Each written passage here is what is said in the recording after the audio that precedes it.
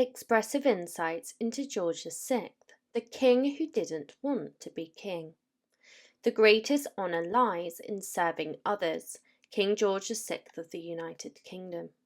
George VI earned the moniker Reluctant King when his elder brother Edward VIII abdicated the throne in 1936. Known for navigating the challenges of World War II and being Queen Elizabeth II's father, George's reign, spanning only 16 years, left a significant mark on modern British history. Beyond his well-known speech impediment, his reign was marked by health issues and wartime tribulations, making him a distinctive figure in the annals of British monarchy. Explore the accuracies and inaccuracies of the King's speech, delve into his stance on Hitler, unravel the tragedies he employed to overcome his stammer, and even uncover the mysteries behind wardrobe malfunctions during his coronation. Here are some facts shedding light on King George VI. Upon his birth, the future King George VI was named Albert Frederick Arthur George. However, this name did not find universal approval. His maternal grandmother, the Duchess of Teck, foresaw a different destiny, expressing hope that his last name might replace the less favoured one. Among intimate circles, he was affectionately known as Bertie. Ascending to the throne as the fourth in line, Albert chose his fourth name, officially adopting George VI, to emphasize continuity with his father, George V. Despite his reluctance in assuming the role over his older brother, George aimed to present a facade of normalcy. Despite his privileged upbringing, George's childhood was marred by health challenges.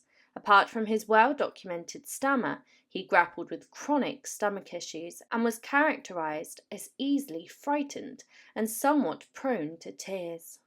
Additionally, he wore corrective splints due to his knocked knees during much of his youth. Contrary to his health struggles, George was very athletic in his youth. He even participated in the men's double tournament at Wimbledon in 1926, a prelude to his eventual kingship. Graduating at the bottom of his class at the Royal Navy College, Osborne, in 1911, George proceeded to Royal Navy College, Dartmouth.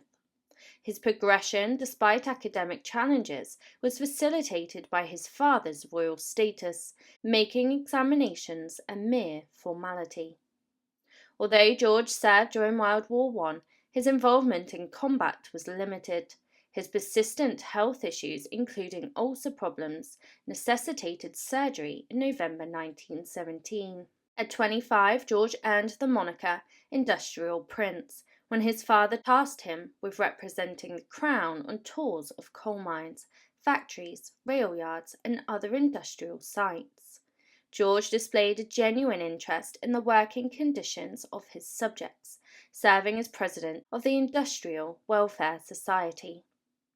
Before ascending to the throne, George held the courtesy titles of Duke of York, Earl of Inverness, and Baron Killarney. His eldest brother, the future Edward VIII, claimed the title of Prince of Wales, leaving George with these three titles, at least for the time being. George attended Trinity College, Cambridge, where he studied history, civics, and economics under the renowned historian R.V. Lawrence. Unfortunately, his academic pursuits were cut short after a year, when his father deemed George's skills better suited for representing the royal family on tours, diverting him from his studies. During his 1939 tour of North America, George forged a strong relationship with US President Franklin D. Roosevelt. These bonds were believed to play a crucial role in shifting North America away from the isolated stance in the early stages of World War II. George proposed to Elizabeth Bowes-Lyon 3 times before she accepted. Bowes-Lyon cited concerns about the significant lifestyle changes that come with being a member of the royal family as her reason for hesitation, a very valid consideration. Initially, the BBC sought to broadcast Prince Albert and Elizabeth's wedding live on radio. However, the clergy at Westminster Abbey rejected this idea, and the couple married off at the airwaves on April 26, 1923, avoiding the spectacle of a media circus surrounding royal weddings. The King's speech highlighted George's prolonged battle with his stammer. A failed speech on Halloween 1925 led him to seek help from Australian speech therapist Lionel Logue. Through breathing exercises, George's oral fluency significantly improved, although he never completely conquered his stammer. Upon King George V's death, Prince Albert's brother ascended to the throne as Edward VIII. Albert became the heir presumptive since Edward was unmarried with no children. However, Edward's determination to marry Wallis Simpson, an American socialite with two-time divorcee, led him to abdicate in favour of love over the crown. When Edward's abdication created the need for a new monarch, George was not the sole candidate. With 3 living brothers in 1936, Prince Henry, Duke of Gloucester, emerged as a potential successor. Due to Henry being the only brother with a son, as opposed to George, who had 2 daughters, Elizabeth and Margaret, discussions arose about appointing Henry for the sake of male continuity. In 1931, Canadian Prime Minister R.B. Bennett proposed that Prince Albert assume the role of Governor-General of Canada. The suggestion, involving such a high-ranking member of the royal family, stirred significant controversy and was ultimately rejected by George V, Albert's father. George deemed that Edward had relinquished all royal titles, including Royal Highness, by abdicating the throne. While George bestowed upon Edward the title Duke of Windsor, this designation did not extend to his wife or any offspring. Coming up in Part 2, we will delve into the continuation of King George VI's intriguing life and reign.